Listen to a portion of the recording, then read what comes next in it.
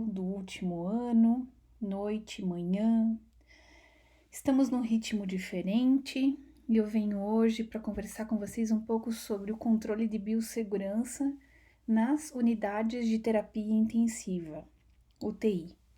E esse tema não poderia ser mais propício no contexto que nós vivemos atualmente, que é o contexto da pandemia mundial, que já causou algumas mil mortes em todo o mundo, que ninguém sabe ao certo como proceder, até quando dura o isolamento, né? Nós, por enquanto, seguimos as recomendações do Ministério da Saúde de manter esse afastamento social e por isso que eu trago para vocês a aula gravada. A nossa aula hoje, ela fala sobre precauções padrão, ou seja, são as precauções obrigatórias de serem utilizadas dentro do ambiente de terapia intensiva. Então, ela é um conjunto de medidas que são utilizadas obrigatoriamente na tentativa de bloquear a transmissão ou de diminuir a transmissão dos micro-organismos, quer seja do profissional que acaba trazendo da rua micro-organismos para o doente que está na UTI, desse doente que está na UTI para o outro doente que também está na UTI e, por fim, do doente para a equipe dos profissionais que realizam atendimento neste paciente. A recomendação, as normativas, é que cada box, cada leito de UTI, quando não é possível que seja individualizado ou separado num quarto, que eles mantenham um distanciamento de 1 metro um do outro. E como vocês já conhecem ou vão conhecer na nossa UTI do Hospital do Trabalhador, que é uma UTI humanizada, os pacientes eles são separados por box e na tentativa de trazer um pouco de humanização, um pouco de afeto para esses pacientes, nesses biombos são colocadas gravuras da natureza, de flores, e o familiar no Hospital do Trabalhador, o familiar, ele pode ficar junto com o doente. Coisa que não está acontecendo hoje no Covid, né? Nessa epidemia de Covid. Então, quem contrai o Covid-19, ele vai para a unidade de terapia intensiva, porque ele precisa do respirador, uma vez que o pulmão perde a capacidade respiratória, e a família ela não é autorizada nem a visitar aquele doente.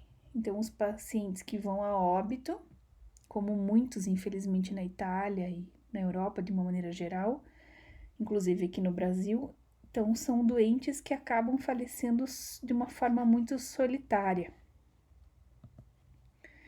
Esses protocolos de medida padrão de controle de infecção, eles são estabelecidos, cada hospital tem o seu protocolo, aqui tem alguns papers de alguns dos hospitais, do Sírio, de alguns dos hospitais, mas existem medidas que são pré-estabelecidas para o controle de infecção na UTI e que são obrigatórias. E essas medidas que eu vou passar para vocês hoje. Então eu convido os senhores a fazer uma reflexão no sentido de que a gente seja um agente capaz de frear, de segurar a entrada desses micro-organismos no ambiente de terapia intensiva, que a gente não seja um disseminador desses micro-organismos, né? E para isso existem um conjunto de medidas efetivas. E a reflexão que eu convido os senhores a fazer e que hoje nós teremos no chat é justamente sobre isso. As barreiras de segurança, ou seja, os equipamentos de proteção individuais, como esses da foto que a equipe médica está utilizando, eles têm sido efetivos para o controle da disseminação do Covid na equipe de saúde? Então, essa é a reflexão, né? Nessa pandemia, foram relatados óbitos da equipe de profissionais que atendem esses doentes. Inclusive, o médico chinês que descreveu a terapia, ele foi tolhido de passar informação e ele morreu do coronavírus. Então, o sistema todo ele é muito frágil, pois o vírus ele se disseminou pelo mundo como mapa, né? As barreiras elas foram tardias para impedir essa migração dessas pessoas infectadas. O vírus ele é altamente transmissível e as barreiras que a gente tem tomado têm sido o quanto efetivas, não só para o Covid, como para as outras infecções que estão presentes diariamente na UTI e que encarecem o sistema, principalmente as afecções pulmonares e respiratórias, assim como o coronavírus, como o Covid, ele também afeta o sistema respiratório do paciente. Então, dentro da UTI, uma vez que você chega na UTI, via de regra, para os hospitais, assim como para o HT, que é o nosso hospital de referência, você tem que usar um pijama cirúrgico que é fornecido pelo próprio hospital. Os cabelos têm que estar presos, sapatos fechados. E aí eu recomendo para vocês que tenham um sapato para usar só no hospital, que é o mesmo que vocês usam no centro cirúrgico. Proibido adornos como anéis, brincos, pulseiras e colares, assim como no nosso centro cirúrgico.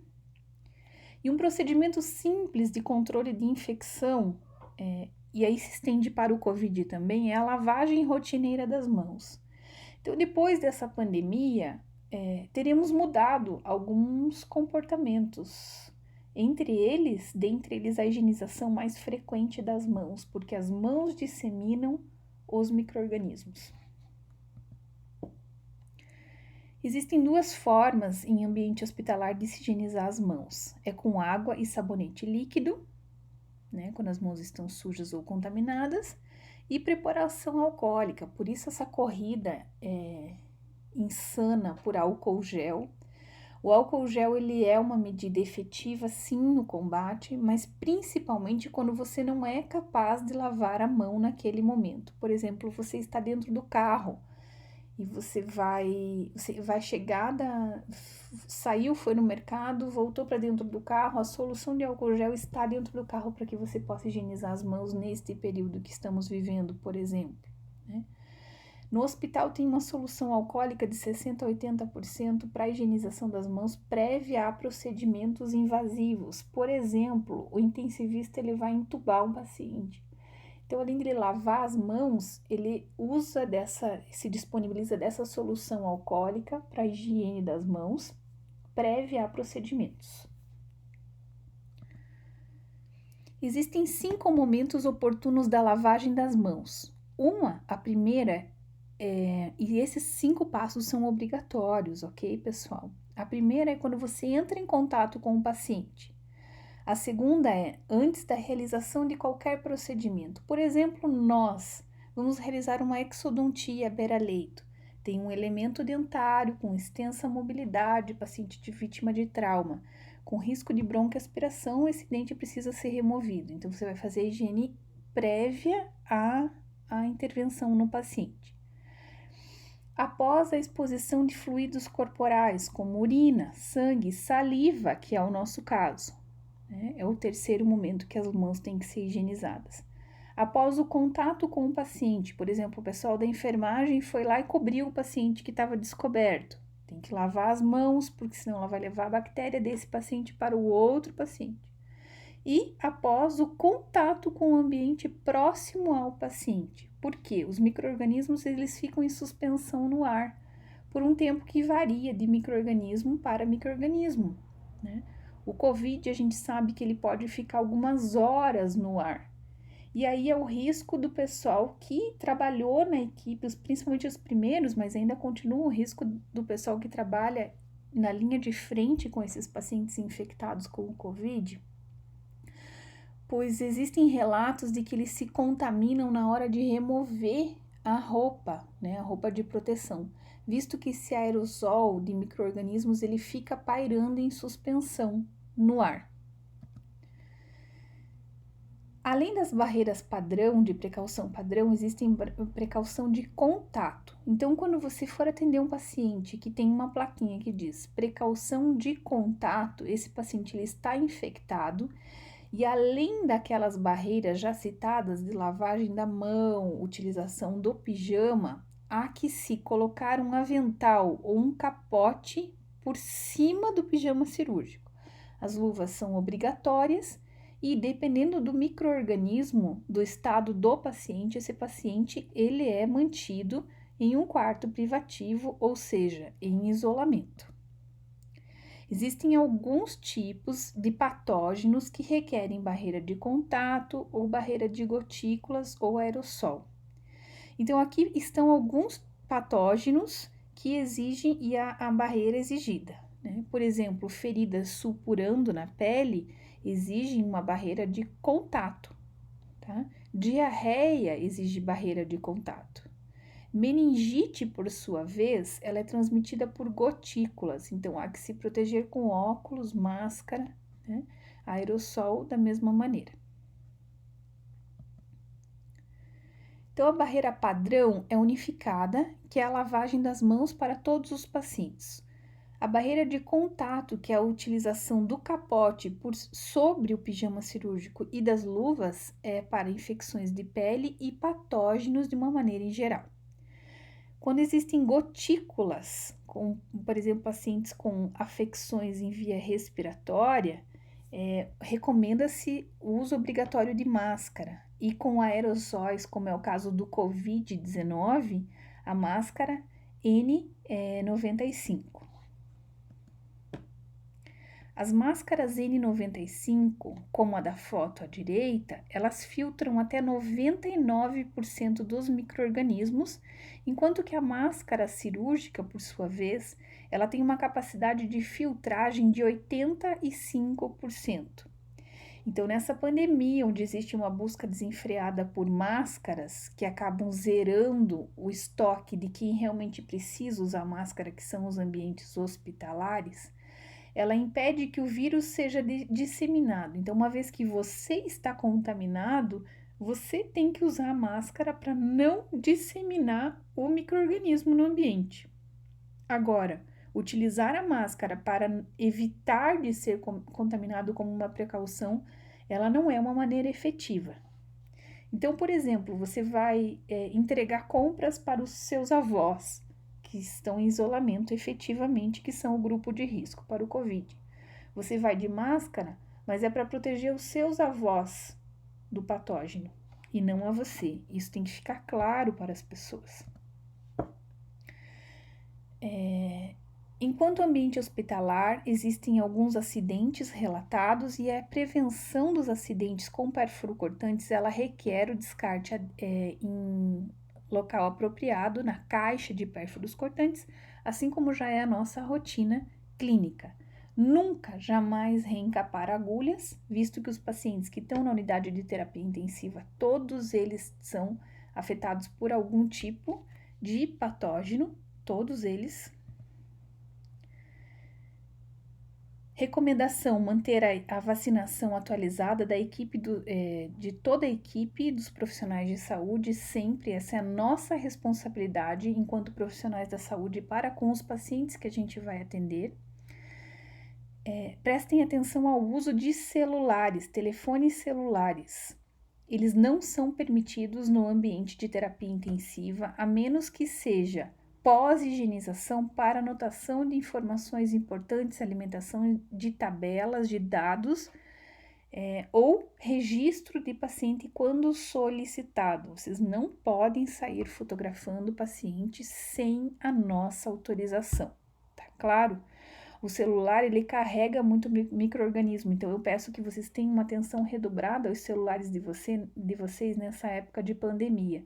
Não adianta de nada lavar as mãos e continuar com o celular contaminado que você vai levar o rosto em proximidade com a sua boca. Então, prestem atenção, pessoal, higienizem os celulares. As luvas elas só podem ser utilizadas para o atendimento do paciente. Terminou o atendimento do paciente, higieniza as mãos, remove as luvas, higieniza as mãos, porque essas luvas, uma vez contaminadas, uma vez em contato com secreções do paciente, podem contaminar canetas, pranchetas, maçanetas, trincos e qualquer outra superfície que for tocada. Então, luva é para atender o paciente, assim como é a nossa recomendação clínica.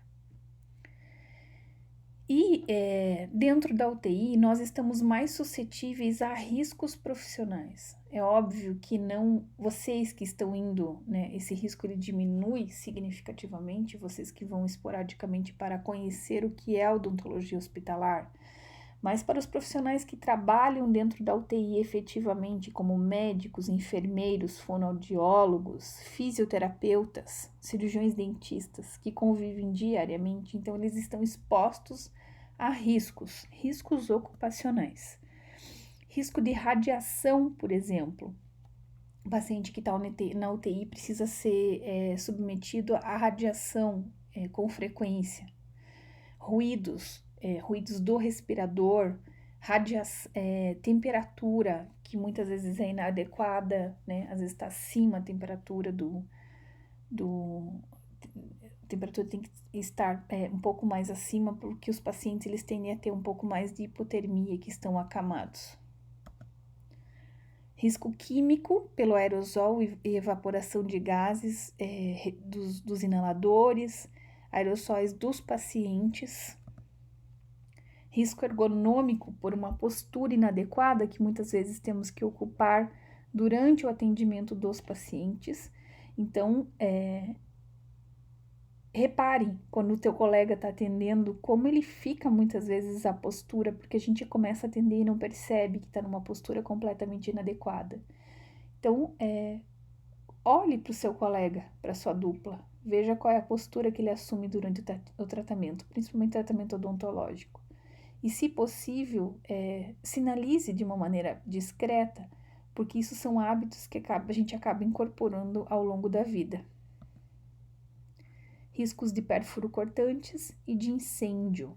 Então, existe um protocolo de remoção de pacientes descrito já na literatura, porque a UTI é um ambiente sem ventilação, sem corrente de ar, ou seja, não tem janela, assim como o centro cirúrgico, não pode, porque circulação de ar faz circulação de micro-organismo e aumenta a proliferação dos micro-organismos.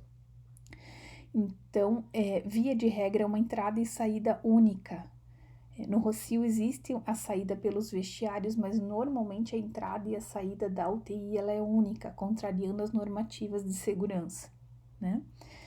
Então, sim, estamos expostos e existe a chance de incêndio, né? Risco biológico, gotículas e contaminação direta com o paciente.